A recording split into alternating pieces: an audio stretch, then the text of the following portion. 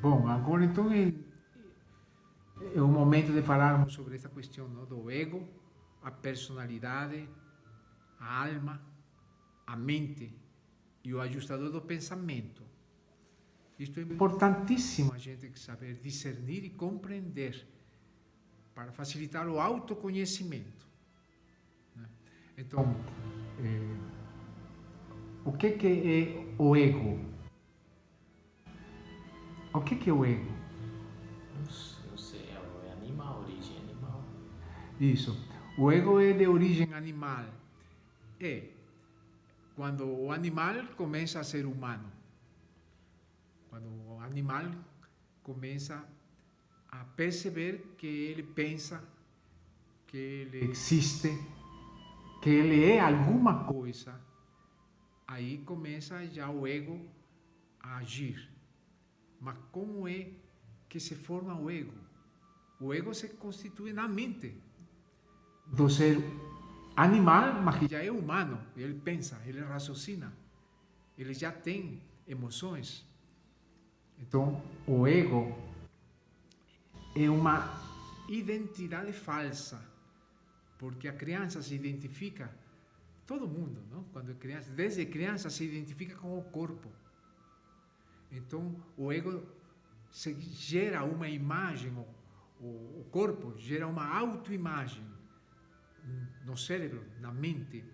Então, eu acredito desde criança que eu sou o corpo. Eu sou o corpo. E aí começo com minha falsa identidade. Eu sou o corpo, então eu começo a me comportar como se eu fosse o corpo. E então o corpo vê outros corpos, outros egos em ação. E dentro desse processo, não, de evolução humana da consciência, então a gente vai se identificando com uma autoimagem. Não, eu sou o corpo. É como Narciso, sabe qual é o mito, a fábula de Narciso? Narciso, ele, quando não existia espelho, então o ser humano se olhava na água. A água servia de espelho. Num rio, por exemplo, não existia espelho, não existia vidros. Então ele se olhava na água. Aí ele se olhava e não sabia quem era essa pessoa que ele estava olhando. Era o corpo dele. E ele então olhou e disse: que bonito, como sou bonito, né? Essa é a história do Narciso, narcisismo. A pessoa super egoísta é um narcisista. Ou seja, ele ama seu corpo. Porque ele acha que o corpo é uma realidade, é uma essência. Ele é o corpo. Então você cria essa imagem, uma autoimagem na mente do ser humano quando começa a ser humano, a ser um ser humano. O animal não tem ego. Agora, o ser humano tem ego porque ele se identifica com o corpo. Agora, então você vê teu corpo no espelho e você acha você é bonito ou você é feio, mas em função do corpo. Então, essa autoimagem, você vê outros corpos também, você vê como bonitos, feios, gordos, magros, negros, brancos, e você se separa, porque o corpo é separatista, não? Então o ego é separatista.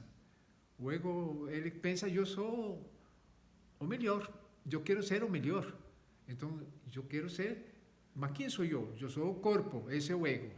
Então é importante saber discernir essa questão do ego. Agora, esse ego, dependendo do ambiente, dependendo das circunstâncias nas quais ele vive, não? Esse ego, esse corpo, pensante, não? Porque não é que o corpo pensa, a mente pensa mediante o cérebro do corpo, mas é a mente onde se realizam os pensamentos. E nessa mente, então, se forma um centro, uma autoimagem, que é o corpo. Então eu acho que eu sou o corpo. Isso é o início do ego. Então esse ego sempre está iludido, pensando que é o corpo. E aí então vê, ele quer ser bonito, ele acha que é feio, quer ser bonito, aí ele acha que é burro, quer ser inteligente, ele acha que é pobre, quer ser rico, e ele tem um querer ser. Ele não é. porque o corpo não é ele. Mas a pessoa não é o corpo. Mas a pessoa acredita que é o corpo. Todo mundo acredita. Eu sou o corpo. Quem é você? Você pergunta para uma pessoa, a pessoa não sabe responder. Geralmente não sabe responder. Agora, com a inteligência já responde às vezes melhor. Mas quando a inteligência já está mais evoluída, já a resposta é mais clara, mais consciente. Mas quando não é consciente, você diz, eu sou eu, o corpo. Isso sou eu, o corpo. Então essa seria a resposta diante da pergunta, quem sou eu? E a resposta é, eu sou o corpo. Mas é uma resposta falsa, nunca que é verdade. Mas aí então esse ego se constitui identificado com o corpo. Agora, a gente tem que compreender o ego, para não se deixar iludir pelo ego, porque o ego te leva à morte. Porque o corpo morre, ele vê o corpo morrendo. Então ele tem medo de morrer, o corpo, porque ele se identifica com o corpo, por isso que tem pânico da morte. O que mais provoca medo neste mundo é a morte. A morte, porque a gente se identifica com o ego. Então a gente pensa que se morreu o corpo, o ego pensa que ele morre, mas aí ele inventa algumas teorias, não? Também o corpo inventa também teorias, fantasias, superstições. Esse é o ego, o centro do pensamento desse sistema que está aí, que é realmente egocêntrico. A matriz Illuminati, esse é um sistema egocêntrico, porque todo mundo acredita que é ego, que você é o corpo. E a maior parte das pessoas funcionam assim, como se fosse o corpo. Não é mais nada que um animal pensante. A única diferença entre o ego e o animal que não pensa é o pensamento, e o pensamento é que dá condições para se gerar uma autoimagem. Essa imagem que eu penso que eu sou eu, é o corpo.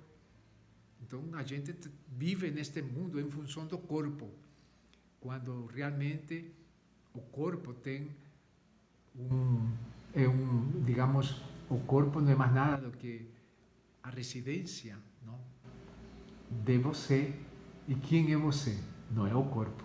Então isso é importantíssimo, conseguir discernir com claridade. Não é nada difícil. É só que as pessoas não são instruídas sobre esta questão do corpo e do ego.